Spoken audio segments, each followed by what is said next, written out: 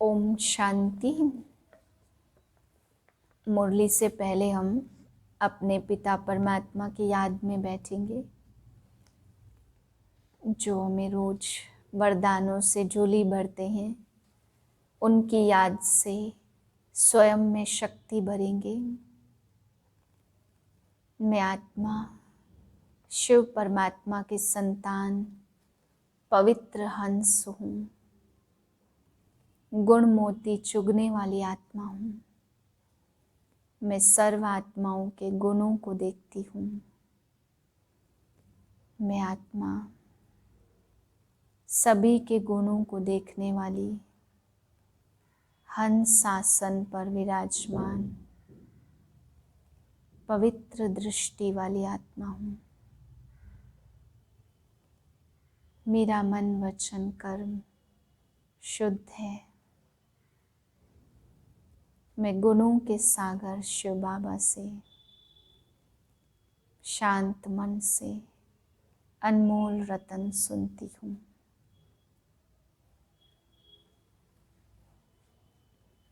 आठ 12/2020 के महावाक्य हैं। आज बाबा समझा रहे हैं कि बाप को गरीब निवाज क्यों कहा। बाबा कहते, भक्ति में कहते हैं भगवान गरीब निवाज है। तो बाबा कहते कि बच्चे, ऐसा नहीं कि कोई में जिनके पास पैसे नहीं हैं तो उन गरीबों को आकर के धन दे दूंगा, दौलत दे दूंगा तो गरीब निवाज कहलाऊंगा। इसका अर्थ यह नहीं है। बाबा ने समझाया कि जो इस समय पतित बन चुके हैं, अपवित्र बन चुके हैं, गुणों से भी गरीब बन चुके हैं, वैसे भी कंगाल बन चुके हैं, ऐसी आत्माओं को आकर के मैं ऐसा श्रेष्ठ ज्ञान देता हूँ जो साहूकार बना देता हूँ। बाबा कहते कई लोग अनेक फंड्स आदि निकालते हैं, आश्रम में दान करते हैं, गरीबों को देते हैं। तो ऐसा नहीं है बाबा किसी को थोड़ा पैसा दान कर दे या गरीबों को कुछ दे दे तो इसका मतलब ये नहीं वो साहूकार बन जाएंगे। ऐसे तो बाबा कहते और ही गरीब हो जाएंगे वे। लेने के बाद देना भी पड़ता है, पर बाप ऐसी विद्या सिखाते जिससे गरीब भी साहूकार बन जाता है। फिर बाबा समझा रहे हैं कि लक्ष्मी नारायण इतने साहूकार कैसे बने, जो इनको कोई भी तकलीफ नहीं होती, ऐसे कैसे बने। इनके लिए मैं तुम्हें आके कर्म सिखाता हूँ, तो वह कर्म तुम बच्चों को भी आकर सीखने हैं और फिर करने हैं। फिर बाबा समझा रहे कि पुरानी दुनिया और नई दुनिया ये किसी के ख्याल में नहीं आता। पुरानी दुनिया को क्यों भूलना है वो भी किसी के ख्याल में नहीं आता। बाबा कहते अज्ञानी आत्मा इन बातों को समझ नहीं सकती, जबकि तुम बच्चे समझते हो कि पुरानी दुनिया को इसलिए भूलना है क्योंकि अब तुम्हें नई दुनिया और नए सुंदर जीवन में जाना है। इसलिए जो बाप डायरेक्शन देते हैं, बाबा ने उस डायरेक्शन को तुम बच्चों को फॉलो करना है। फिर बाबा कहते हैं कोई मन वचन कर्म से कभी भी कड़वा किसी को नहीं बोलना है। बाबा कह रहे हैं कि इस समय अगर अब तुम कड़वा बोलेंगे, दुख देंगे, तो फिर तुम दुखी पतित आत्मा बन जाएंगे। इसलिए ये भी ध्यान रखना है कि किसी को भी हम कड़वा वचन ना बोलें। फिर बाबा समझा रहे हैं कि इस समय साइंस का भी वंडर है, देखो क्या क्या चीज़ें बन गई हैं, तो साइलेंस का भी तुम्हें वंडर आगे देखने में आएगा। बाबा कहते हैं साइंस भी वंडरफुल तो साइलेंस भी वंडरफुल है। मीठे बच्चे, बाप जो है जैसा है उसे यथार्थ पहचान कर याद करो। इसके लिए अपनी बुद्धि को विशाल बनाओ। प्रश्न है, बाप को गरीब निवाज क्यों कहा गया है? उत्तर है, क्योंकि इस समय सारी दुनिया गरीब अर्थात दुखी बन गई है। तब बाप आए हैं सबको दुख से छुड़ाने। बाकी किस बात पर तरस खाकर कपड़े दे देना, पैसे दे देना, वह कोई कमाल की बात नहीं है। इससे वह कोई साहूकार नहीं बन जाते। ऐसे नहीं मैं कोई इन भीलों को पैसा देकर गरीब निवाज कहलाऊंगा। मैं तो गरीब अर्थात पतितों को जिसमें ज्ञान नहीं है उन्हें ज्ञान देकर पावन बनाता हूँ। गीत है, यही बहार है दुनिया को भूल जाने की। ओम शांति। मीठे मीठे बच्चों ने गीत सुना। बच्चे जानते हैं गीत तो दुनियावी मनुष्यों ने गाया। अक्षर बड़े अच्छे हैं, इस पुरानी दुनिया को भूलना है। आगे ऐसे नहीं समझते थे, कलयुगी मनुष्यों को भी समझ में नहीं आता है। इस पुरानी दुनिया को भूल जाने से क्या होगा? हम यह शरीर छोड़ फिर नई दुनिया में जाएंगे, परंतु अज्ञान काल में ऐसी ऐसी बातों के अर्थ पर किसका ध्यान नहीं जाता है। जिस प्रकार बाप समझाते ऐसे कोई भी समझाने वाला नहीं है। तुम इनके अर्थ को समझ सकते हो, यह भी बच्चे जानते हैं। बाप हैं बहुत साधारण, अनन्य, अच्छे अच्छे बच्चे भी पूरा समझते नहीं हैं। भूल जाते हैं कि इनमें शिव बाबा आते हैं, कोई भी डायरेक्शन देते हैं तो समझते नहीं कि यह शिव बाबा का डायरेक्शन है। शिव बाबा को सारा दिन जैसे भूले हुए रहते हैं। ऐसा कोई भी नहीं जो इस समय कर्मातीत अवस्था हो जाए। पूरा न समझने के कारण वह काम नहीं करते, माया याद करने नहीं देती। तुमसे पूछेंगे बाप दादा गरम कपड़े पहनते हैं? कहेंगे दोनों को पड़े हुए हैं। शिव बाबा कहेंगे मैं थोड़े गरम कपड़े पहनूंगा, मुझे ठंडी नहीं लगती है। हाँ, जिसमें प्रवेश किया है उनको ठंडी लगेगी, मुझे तो न भूख न प्यास कुछ नहीं लगता, मैं तो निर्लेप हूँ। सर्विस करते हुए इन सब बातों से न्यारा हूँ। मैं न खाता न पीता हूँ। जैसे एक साधु कहता था ना, मैं न खाता न पीता हूँ, उन्होंने फिर आर्टिफिशियल वेश धारण कर लिया है। देवताओं के नाम भी बहुत रखे हैं, बाहर में तो शिव बाबा को मानते हैं। बुद्धि भी कहती है फादर तो एक होता है, फादर से ही वर्षा मिलता है, परंतु बच्चों की बुद्धि में है कल्प के इस पुरुषोत्तम संगम युग पर ही बाप से वर्षा मिलता। जब हम सुख धाम में जाते हैं तो बाकी सब शांति धाम में रहते। तुम्हारे में भी यह समझ नंबरवार है। अगर ज्ञान के विचारों में रहते हैं तो उन्हों के बोल ही वह निकलेंगे। तुम रूप बसंत बन रहे हो बाबा द्वारा, तुम रूप भी हो तो बसंत भी हो। दुनिया में और कोई कह न सके कि हम रूप बसंत हैं। तुम अभी पढ़ रहे हो, पिछाड़ी तक नंबरवार पुरुषार्थ अनुसार पढ़ लेंगे। शिव बाबा हम सब आत्माओं का बाप है, यह भी दिल से लगता तो है ना। भक्ति मार्ग में थोड़े दिल से लगता है। यहाँ तुम बैठे हो सम्मुख, समझते हो बाप इस समय ही आएंगे, फिर और कोई समय बाप को आने की दरकार नहीं है। सतयुग से त्रेता तक आना नहीं है, द्वापर से कलयुग तक भी आने का नहीं है। वह आते ही हैं कल्प के संगम युग पर। बाप है ही गरीब निवाज, सबका दुख अथवा गरीबी मिट जाए, वह तो सिवाय ज्ञान से कम हो न सके।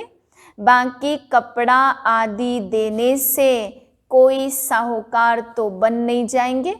करके गरीब को देखने से दिल होगी इनको कपड़ा दे दे, क्योंकि याद तो पड़ता है ना। मैं गरीब निवाज हूँ, साथ साथ यह भी समझता हूँ मैं गरीब निवाज कोई इन भीलों के लिए नहीं हूँ। मैं गरीब निवाज हूँ, पैसे आदि देने वाले तो दुनिया में बहुत हैं। बहुत फंड्स निकालते जो फिर अनाथ आश्रम में भेज देते हैं। जानते हैं अनाथ रहते हैं, अर्थात जिसको नाथ नहीं है। अनाथ माना गरीब, तुम्हारा भी नाथ नहीं था, अर्थात बाप नहीं था। तुम गरीब थे, ज्ञान नहीं था। जो रूप बसंत नहीं वह गरीब अनाथ है। जो रूप बसंत है उनको सनाथ कहा जाता। सनाथ साहूकार को और अनाथ गरीब को कहा जाता है।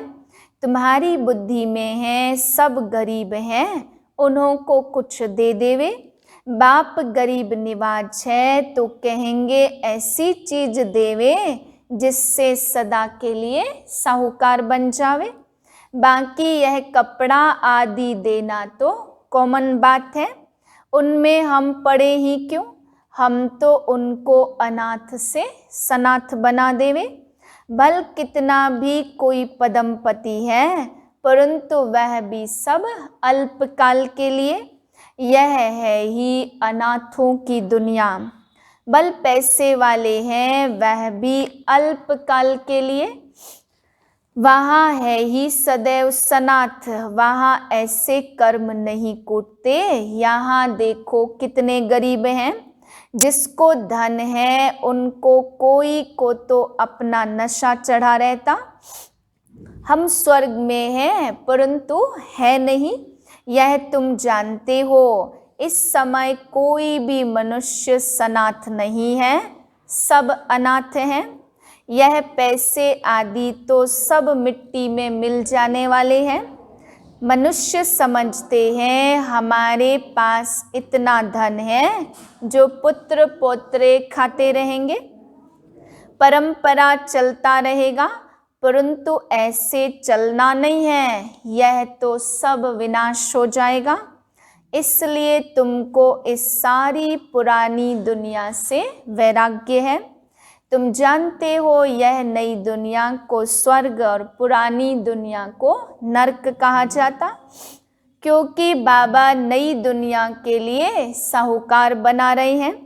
यह पुरानी दुनिया तो खत्म हो जानी है। बाप कितना साहूकार बनाते।